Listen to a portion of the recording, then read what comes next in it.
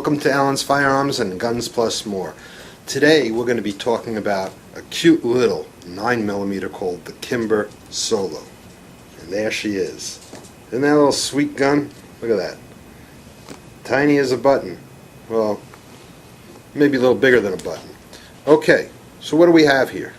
We have a 9mm.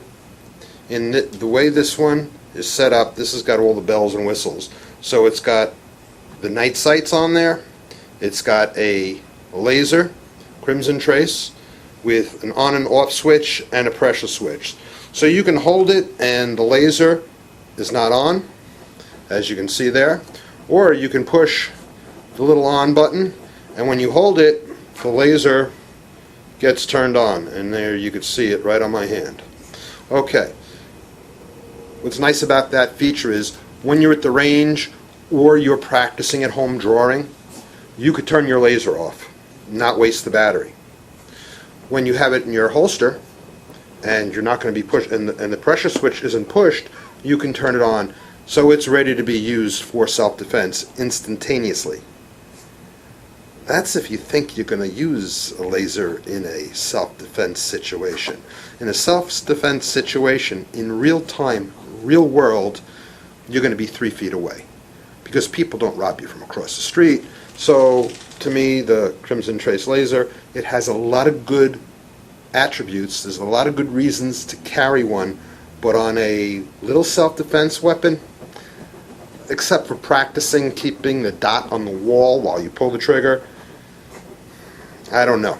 I think it's a little overkill. But hey, for a gun that's going to run you between $1,100 and $1,500, depending on where and how you buy it, I guess the little extra bell and whistle is just because the type of person who's going to buy this gun is the type of person who wants to say, hey, I have a Kimber Solo, and it's over $1,000. So there you go. It's got ambidextrous safeties, ambidextrous mag release. It comes with one whole magazine. Let me just double check that. Yep, one whole magazine, not a half. They actually gave you a whole magazine to use in this $1,000 gun. So we're going to take this little puppy apart and put it back together again. I'd like to say something about the quality of this gun as far as usability, meaning does it jam and all that? Okay, here we go. That's all I have to say about this gun. Get my drift? But for those of you who want to know how to take this little puppy apart, clean it, and service it, let's go to the workbench and give it a shot. Okay, so here we are with the Kimber Solo in the box. Let's open this box now. Inside, well, that's my sticker, so forget that, but here's a little packet with all the Kimber instructions and the instructions manual, a lock, Kimber lock. Inside they give you a nice little carrying case, which when you open it, you find it is got a nice little pocket designed right there, that so when you have your gun in here and you close the case, you can't zipper it up. Wow. I'd like to meet the marketing guy who came up with that design feature. Okay, so there's the wonderful case that it comes with. Okay, here we go. Let's put that aside. Okay, what makes the Kimber special? Well, first of all, this particular one, now you can get this in different configurations. This is one of the top-end configurations because it has both the tritium night sights, and they're pretty, most of the tritium night sights I find to be small and annoying. These, I do have to admit, are nice and large. Easy to see, has a greenish cast to them, not unpleasing to the eye, very easy to adjust to. They do glow all the time, though you can only see that glow at night because it is made of uranium of some sort, tritium. These are wood-like grips. They're not wood. They are the Crimson Trace laser grips. Right here, as you can see, is a little on and off switch. when I turn it on, which is very simple to do, you just push it up, now the laser is activated. You can see there's no laser light showing on the box that I'm pointing it at because you have to hold the grip and press right there, but it's intuitive. Okay, so when you grab it, and you can see the laser light is right on the box. When you grab it, it goes on automatically. So the upside is, when you grab this gun, you don't have to turn on that laser. It is on at whatever you're pointing it at. The downside is, so lasers in a self-defense mode are basically useless. What they're good for is you put the laser on a light switch or something in your house. Of course, make sure your gun is empty. And then, when the laser is on the light switch, you slowly pull the trigger, and you can feel the gun go off, and you can actually see the light, the little laser light, bobbing up and down on the wall. And when you can pull the trigger and keep that laser dead on that switch, and you can do that every single time, and then you can do it quickly without thinking about it, you have created really good muscle memory. So when you have to pull this gun out, your brain, wherever you're pointing that gun, and your brain says pull the trigger, it's going to be instinctive. You'll do it. And that's the real test. Not how good you can shoot targets, but how well you can take this gun out in a panicked emergency life and death situation, remove the gun from its holster, point it at the danger, and pull the trigger, all in one swift movement. And when you can do that without really thinking about it, you're probably going to save your life every single time. So here we go. Here is the 6-round magazine. It says Kimber on it. Here is the Kimber Solo. It has a little warning that there's a laser on it. I'm going to turn that laser off so I don't keep accidentally discharging it. I want you to notice the mag release button on both left and right side, safety on both left and right side. It is a thumbs down safety, which means to turn the safety off, you put your thumb down, which I like better than thumbs up because it's a natural thing to grab the gun, pulling it out of the holster, and pulling that safety down. That's the upside to it. The downside to it is, I always say, safety is the suicide switches. I wish this had a safety bar like the 1911 on the back, or a safety on the trigger, making it passive where I don't have to think about it, and then keeping it inside of a holster. When a gun is in the holster, it will not fire. So let's take this gun apart. How do we do that? Very simple. On the Kimber Solo, you'll see there's a large notch and a little triangular pyramid-shaped notch. This big notch is there for the slide to be locked back. They call that the slide lock channel. Makes sense, right? You pull that down and it releases the slide lock. The second one, however, is your little takedown. So you're going to push that triangle or pyramid, you're going to push that triangle or pyramid right into the triangle of your slide release, right into the triangle pyramid slot in the slide. Makes sense, right? Matching it up just like a jigsaw puzzle. So let's do that. When we get them matched up, we're going to push this little, see the silver button? We're going to push that down at the same time. So let's go ahead and do that. So I'm pushing that from the other side, and take my word for it, it is not the easiest thing in the world. And then I'm going to pull out that pin. That's how it comes. Just pull that pin right out. Now I can release the gun.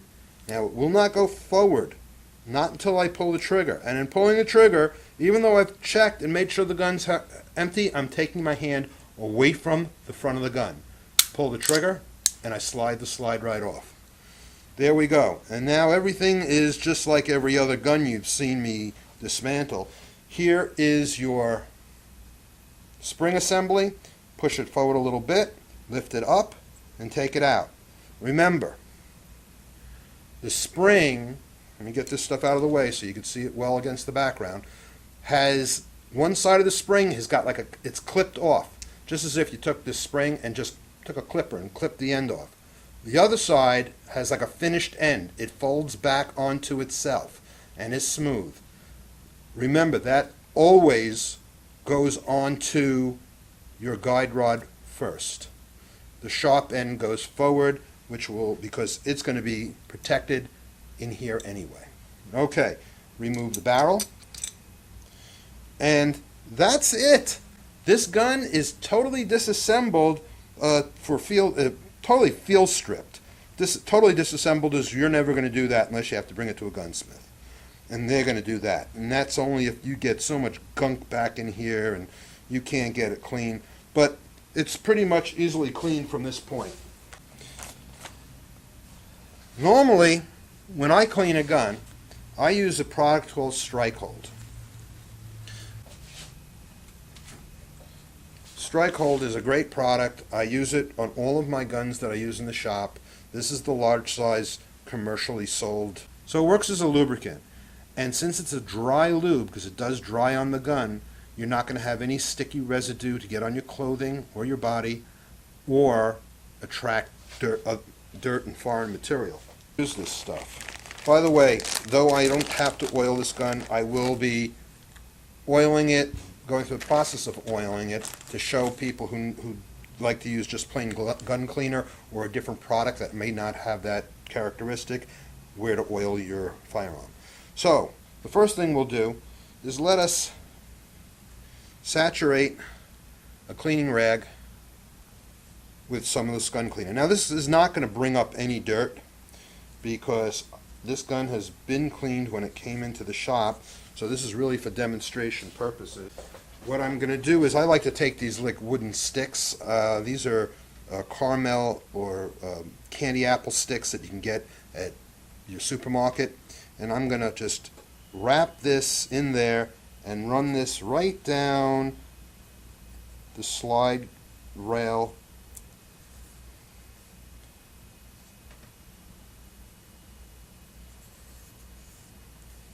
So there. So now I'm cleaning out really well the slide rail grooves. Well, the little dirt came out. Now I'm going to show you something. In here, you see this cutout right inside there? That is called your locking lug. And this is the male part of, that's the female, that's the male part of the locking lug. It's on the barrel. So when the barrel is in its fire position, you hear that lock? Listen to this. Do it one more time. When you hear that click, the barrel is locked into its firing position. It won't move. So you want to make sure that you get in there and you clean out all the debris, so when that lock goes in there, those locks go together, you have a positive lock and it does not move. And the best way to assure that is to keep it clean. I'm going to clean out the inside. I'm going to clean out in here, both sides of the firing channel. I'm going to clean out this whole piece. I am going to spray into the firing pin right here, right into the firing pin spring area, so I can get out all the excess dirt. I'll tap the excess out of there to make sure it's clean. Spray down into the battery and make sure that's clean. Some of it will seep into the firing pin, lubricate it, that's good. The next thing I'll do is I will clean. Now by now I'd be using another cloth, but you can see this is basically perfectly clean. So as your cloths get dirty, you're going to put new ones on. Okay, I am going to make sure I get into the guide rails of the frame, both sides. Okay, I would make sure I get, that's your ejector, make sure the ejector's clean and in front of it. Get the whole gun nice and clean. If you can't reach down into the magazine well, as far as you can, use your finger, because your finger is going to be more positive. But then after that, you can wrap it around a stick or put it into a cleaning rod oops, put it into a cleaning rod, go down in there, and make sure you get all the extra dirt, and make sure you get a little bit of that strike hold on there for lubrication. It'll dry, cleaning the outside of the gun. You notice I'm not putting any of this on the grips because the grips are plastic. A lot of gun cleaners are caustic to grips, especially if they're not wood, but they're caustic to all the plastic grips. Can leave white residue, can destroy the sheen on them. Keep your cleaners off of your grips.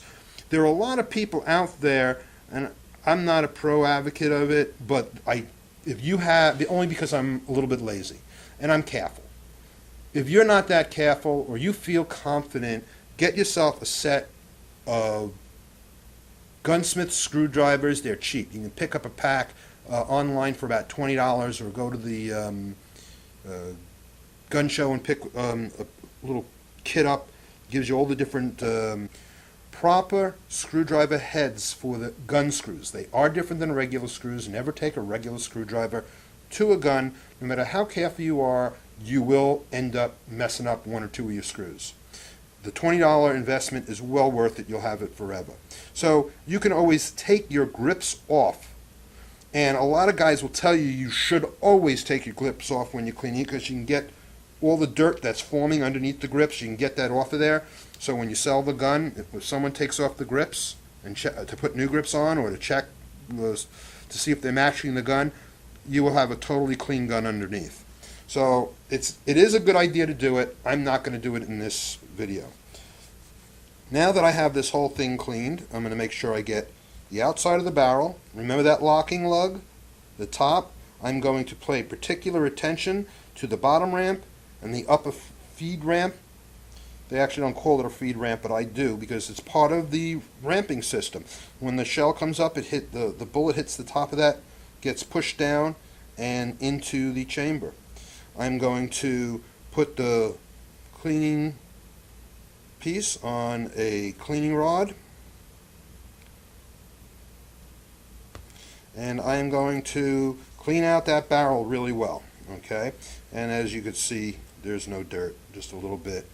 I'm going to clean off the springs.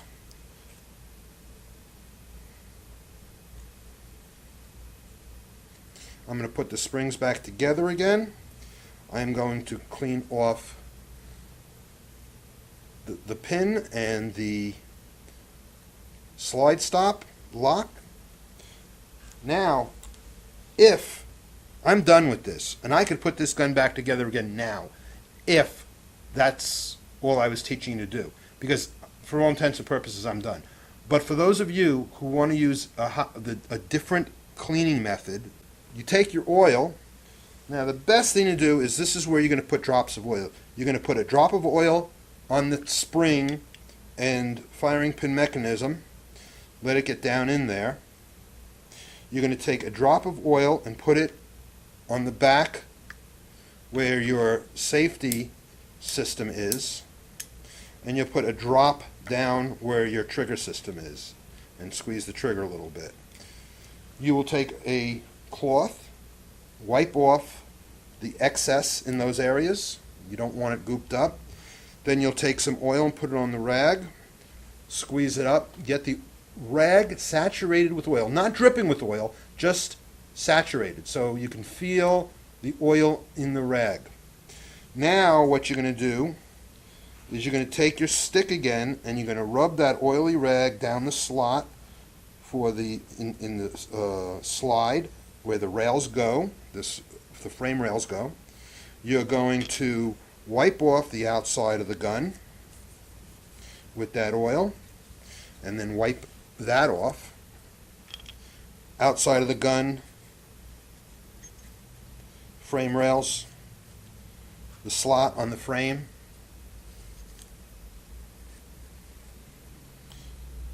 the inside, the barrel you'll wipe down, the spring, you'll wipe that down, get a little oil on that, the spring guide, Put that back together again. The magazine. And now we're done. So now we're going to put this gun back together again. Running out of time, so I'm going to speed it up. See that? Just take the barrel, drop it in, push it back, get it straight. The spring, remember, the cut piece goes forward. We put it in the little well. We pull it back with our fingers and push it in. Here, let me show you that from a little different angle. Okay? We put that in there, we push that forward and get it right in there. There we go. Okay, I'm going to make sure the barrel is straight. This gun, the barrel doesn't fall straight when you put it together all the time, so I'm just going to make sure that it's straight. It's straight.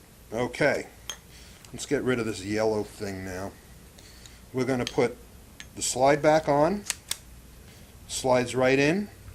I'm going to get this started. What you're going to do is you're going to look through the barrel until you see through the hole it line up. Let me show you something. When you put that pin in this hole, it's also actually going through that hole in the barrel. You see where it is?